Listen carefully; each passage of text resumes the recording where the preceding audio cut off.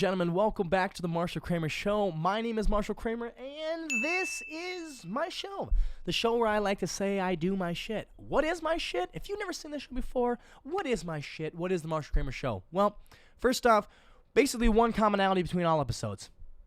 You're looking at it, or you're hearing it. It's me. The only commonality that's going to be there. And hopefully, number two, I guess, is high production level. If I'm going to start a media business, I better have at least a good production level. Otherwise, I probably don't even stand a chance in my professional career. But we talk about psychology. We talk about philosophy. We talk about self-betterment, self-improvement. We talk about comedy. We talk about dicks and tits. I don't know. We talk about whatever. Mainly, how it all kind of comes around is I'm 22 years old, about to turn 23, just graduated college, and life is a lot different than what I thought it was going to be when it was 16. And that's just because I think life is a lot different than what you may grow up thinking it to be. I'm not going to definitively talk about yourself, but I don't know. And what a quote I once heard was, be the person that you once needed when you were younger. And that's what I'm just basically trying to be. I use this as hopefully a place to help people who is in the same position I am or in the same position I am now, and they need to just hear somebody else. I'm not a teacher. I'm not a preacher. I'm not a perfectionist. I'm not a expert in anything other than my own anecdotes, other than the own life I've lived. So maybe you might be 14 years old. Shit, you may be 40 and relate to some of these things that I'm going through now. And I like to use this outside of helping somebody through anecdotes and maybe being their buddy. And you can hear somebody else that going through the things you went through, and you can hear how I maybe have went through it and made through it, or am working towards getting through. What am I doing right now to get through an issue? And maybe you can relate and benefit some XYZ. But otherwise, I like to use it as a verbal diary. One, I have to edit these. Usually I like to edit it in days later, and it's always nice for me to hear back my own thoughts, right? There's just something about speaking them out loud. I know I may be the weirdo in my car talking out loud.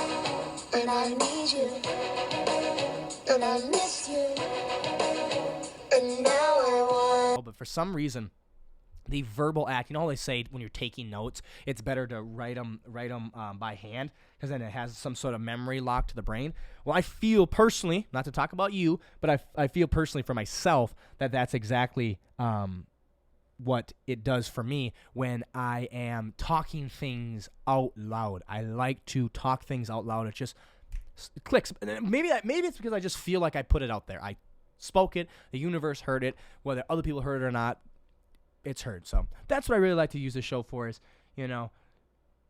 being somebody that I wish somebody else was, that being somebody that I wish I would have had when I was younger, going through a lot of the problems of life. And it's so funny how it doesn't matter if you're 14, 20, 23, 50, whatever. It seems like a lot of the problems, even though from aesthetically they may look a little bit different. Maybe when you're 14, it's like trying to have friends and trying to fit in.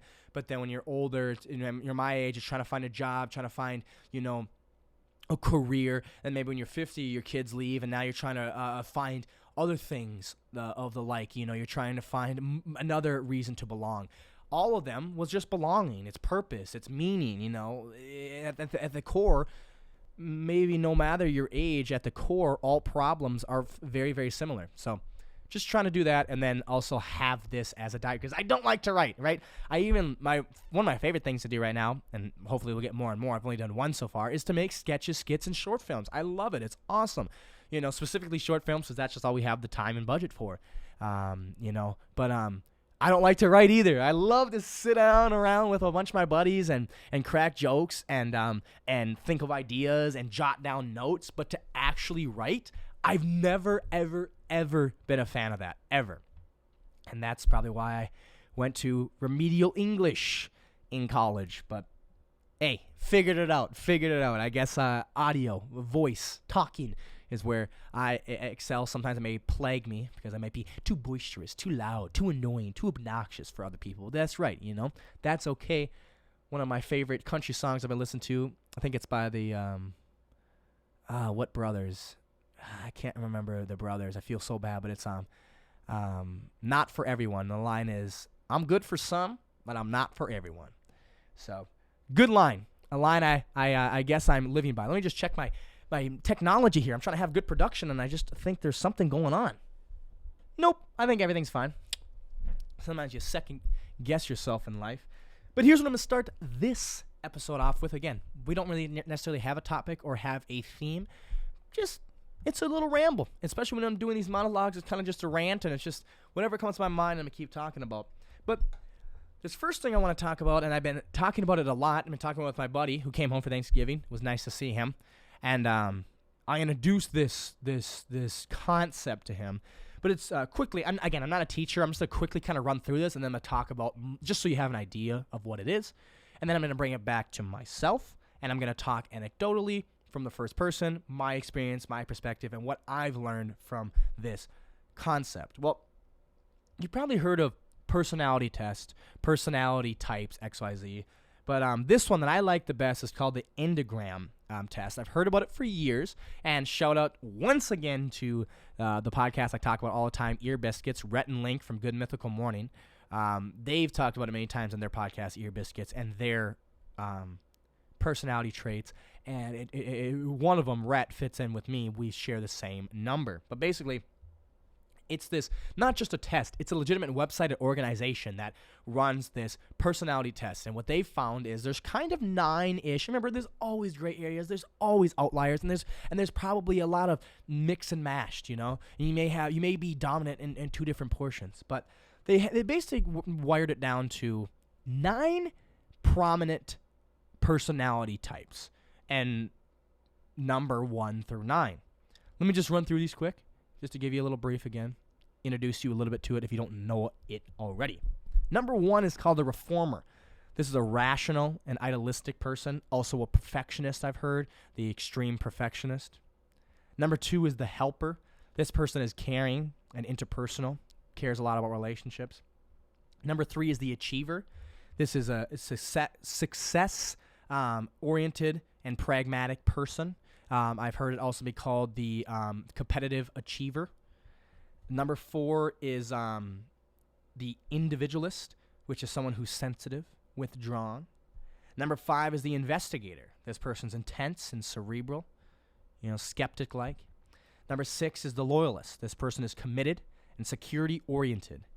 Number 7 is the enthusiast. This person's busy, fun-loving, outgoing, extrovert.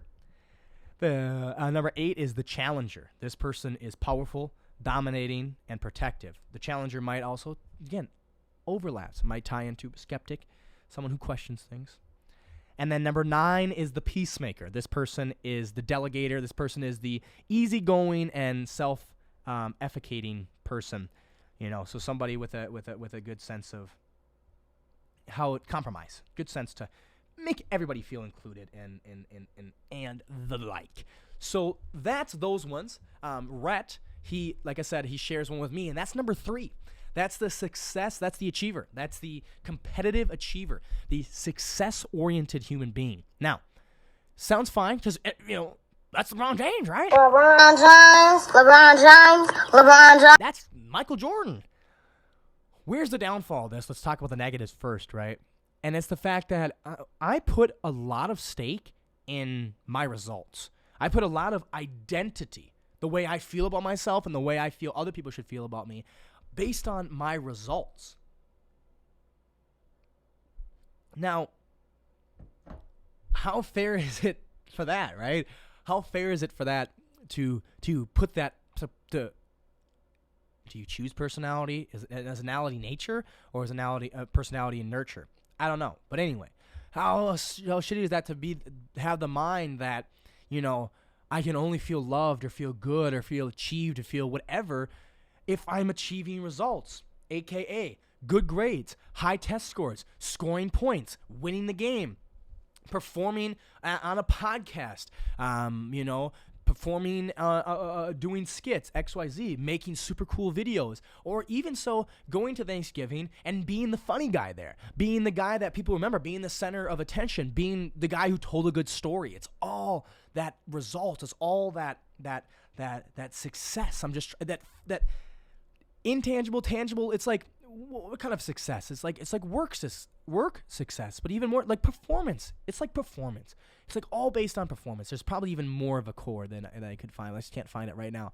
But it's like performing. I'm a performer, and that's what it is. I've been a performer from when I was a young age. I used to do these stupid little, I didn't even know magic, but it was those magic kits.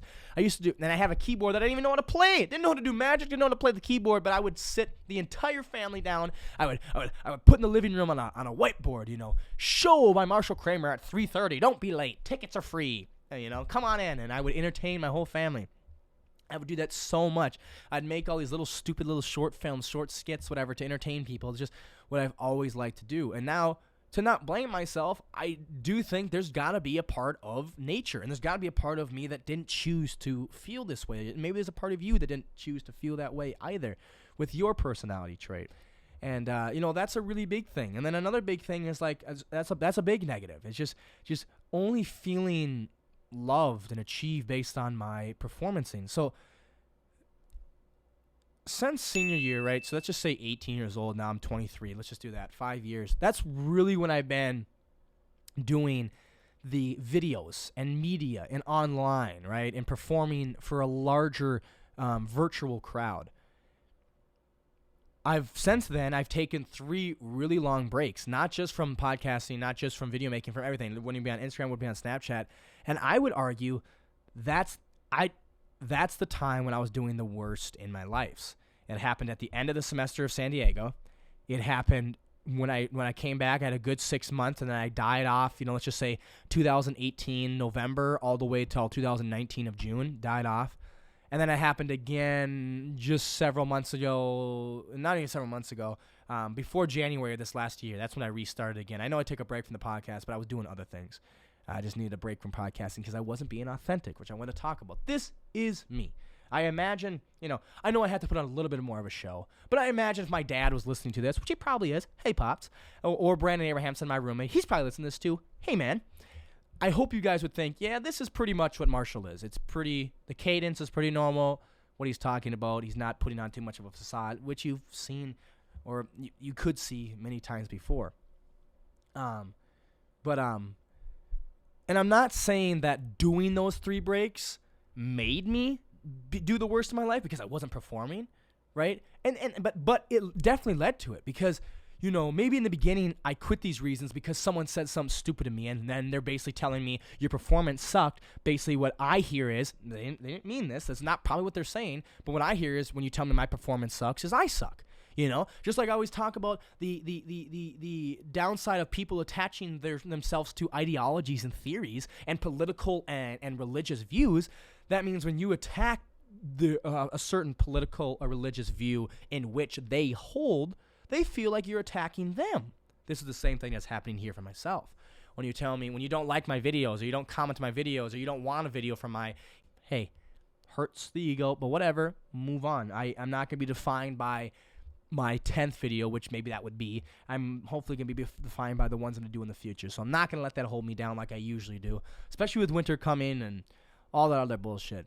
But there's just a downside to having that. So when I was taking my breaks and I wasn't performing, I got really sad and I got really down because that's how I also feel like I contribute to people is performing, There is entertainment. There's a reason there are entertainers, they're professional entertainers. And I'm not trying to say like, I am the entertainer. It's just like, do what you love, quote unquote. You never work a day in your life. I'll tell you this fucking shit. That's horse shit. Because I do this and I love this. But this is a lot of goddamn work. Setting this shit up, hiding the windows so I can shoot during the daytime, use my own lights, editing. It's a lot of work. Granted, I do enjoy it more than fucking grabbing concrete blocks. I enjoy it more than door dashing, but even door dashing I enjoy more than other things. Anyway, do what you love, never work a day in your life. And I know, for a fact, I know this, that even if I end up doing real estate, right? I will have to have some sort of performing thing like I do now in a hobby sense. I always say hobbitorial, which I don't think is the word.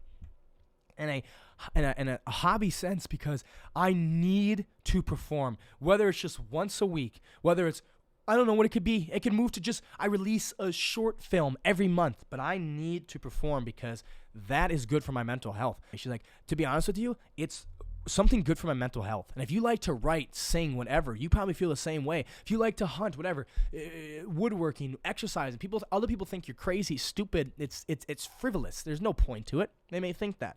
But to you, there is a point because it's for your own fucking mental health. And this is for my own mental health. I feel good by doing this, regardless of the verbal log and the verbal diary, regardless of connecting with other people and having other people benefit and help themselves from hearing how I helped myself or people around me help me, right? Besides that, I feel creative. I feel heard. I feel expressed. I feel like I was on stage and I performed. So it's important for me. And that's maybe what this episode is going to be titled, is knowing yourself. And like I said, introduced before, we do a lot about self-reflection and knowing yourself and understanding your own ego and understanding ego. Before I continue, ego, when I always talk about ego, you need to understand, you think about it maybe as arrogance or something like that. In the sense of philosophy and metaphysics, ego is a conscious thinking subject. Therefore, you do not possess an ego, you are an ego, right? So everything is about the survival of your ego, even stabbing, right? It's all about the survival of you continuing. Anyway, ego, whatnot, it's all about self-reflection.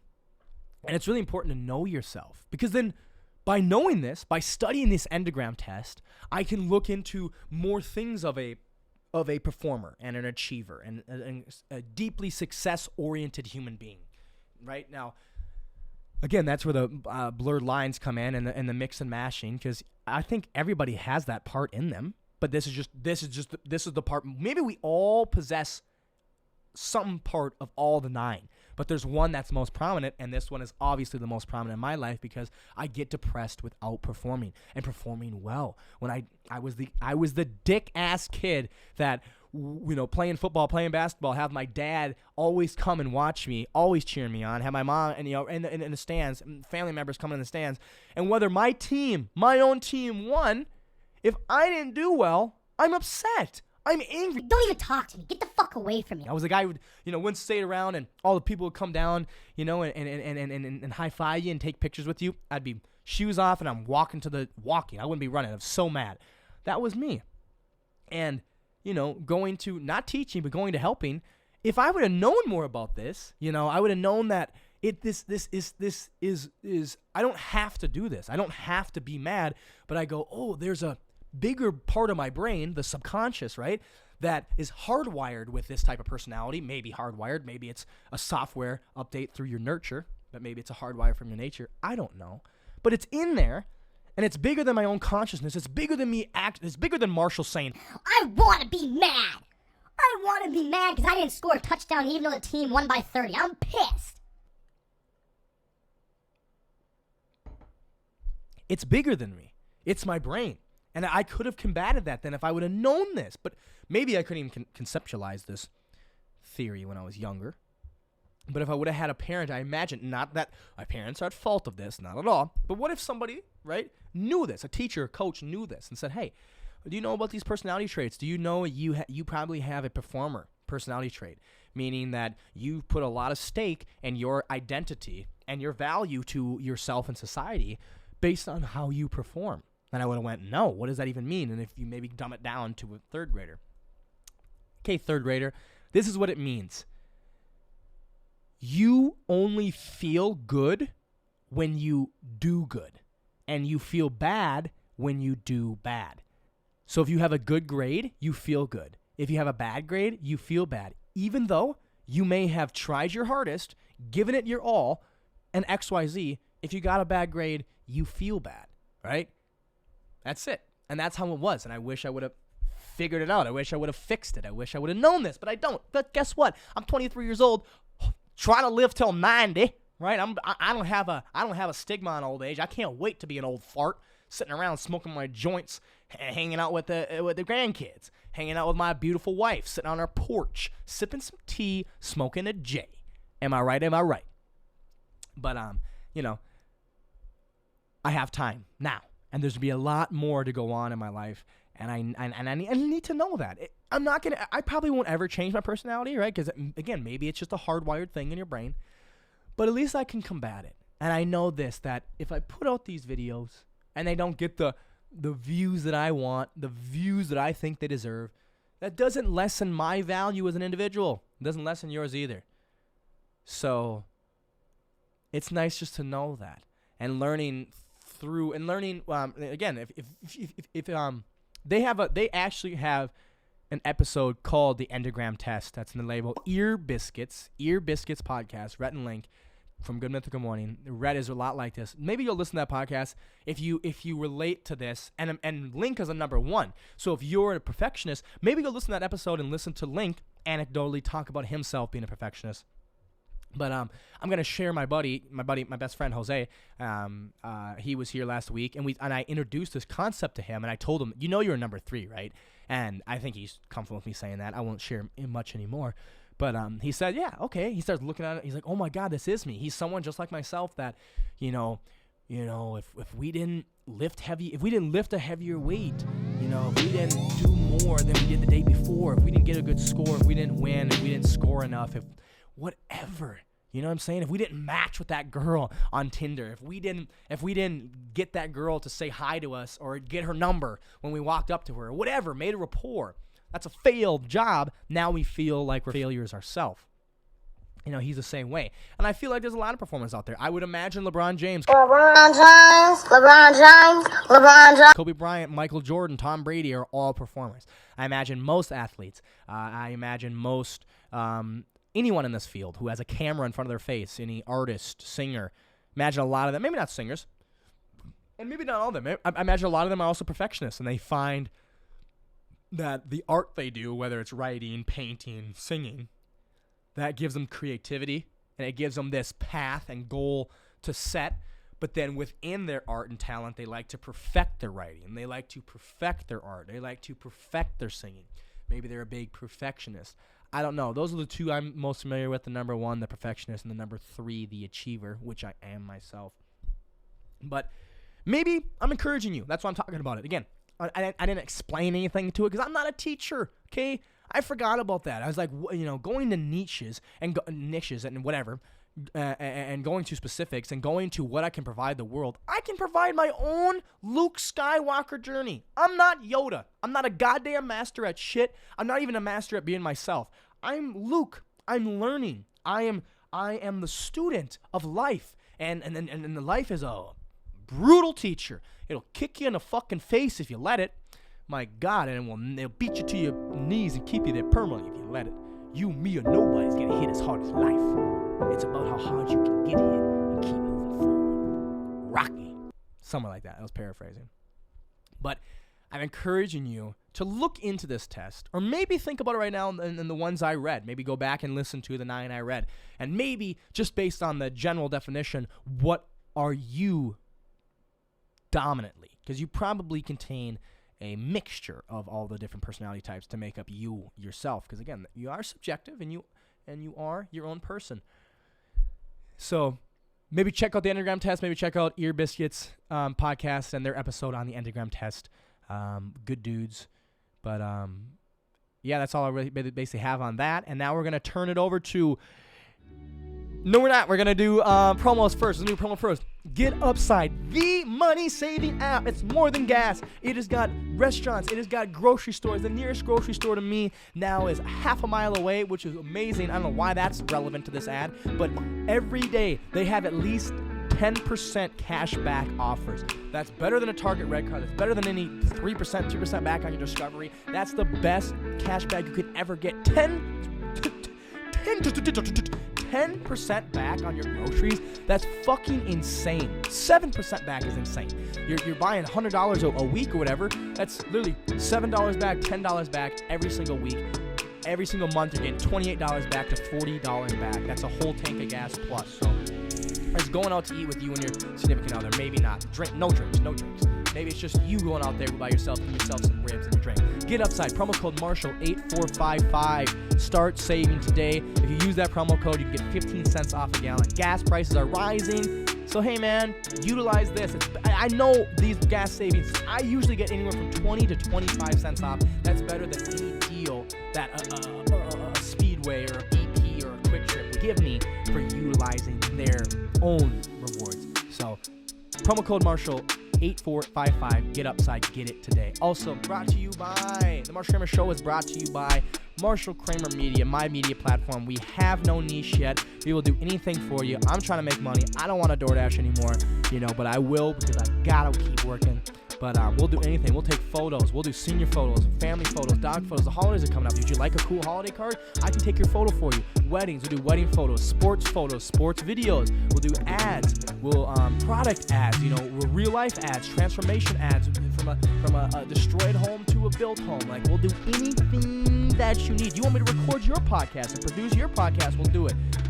Go to my Instagram, Marshal Kramer, and DM me there. Or even better yet, go to marshalkramermedia.com and you can book your session today.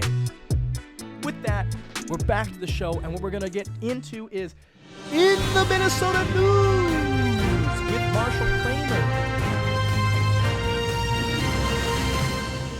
In Minnesota News today, set when is it set now?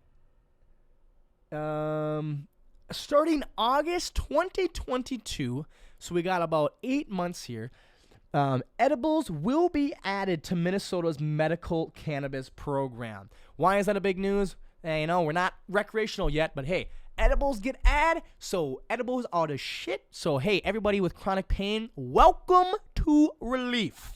But hopefully, by adding edibles in, right, they think it's more potent, so they think it's more of a serious drug. I don't know. But maybe that'll help Minnesota push into making it recreational. So then people, not like myself, in this area don't have to be so secretive about their usage of the Mary Jane. Like I said, not me. Not me. I don't do that stuff. But edible marijuana coming to Minnesota. Edible marijuana coming to a Minnesota near you, August 22. Yeah. With that being said, Marshal Kramer Show. Thank you guys for tuning in. I'll be back. Until next time, take care, my friends. Find out about yourself, know yourself, and know the power and benefit of being yourself. And until next time, scoop boot, toodaloo. Selfish. Every single time we were helpless. Every single time we cry wolf today. Couldn't help it. We were selfish.